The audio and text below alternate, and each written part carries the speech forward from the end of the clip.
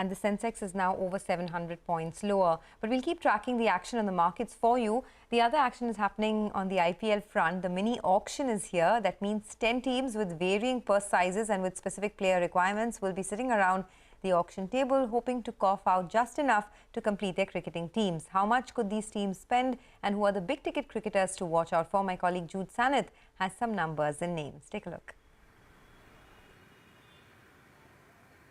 Well, let's take a look firstly at how the numbers game stacks up. 405 players feature in the auction for 2023, and they're vying for just about 87 slots, and this includes 30 overseas player slots, which means it's a case of teams spending big money to get the cricketers they really want in order to complete their squads. And who are these names? Well, it seems that all-rounders are the flavors of the season, which is why the likes of Ben Stokes, Shakib Al Hasan, Kyle Jamieson and Jason Holder could well go for big money, even as these teams want hard-hitting players who can do a bit of batting and bowling both.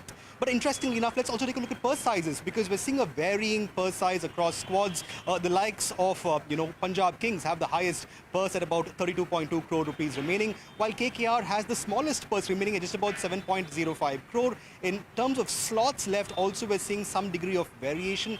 Teams like KKR again, and of course the Lucknow Super Giants have, slots numbering close to 14, while Delhi Capitals has the smallest slots, fewest slots left rather, at just about slots for the entire team. But interestingly enough, this year sees a new rule, that of the impact player, a player that will come in the middle of the game as a substitute of sorts and hope to create a difference, and that can only be an Indian player, unless of course a rare circumstance arises, which is why you could see some Indian talent in the auction also being a favourite. But for the moment, all-rounders seem to be the big flavour of the season as the auction gets underway a little later today.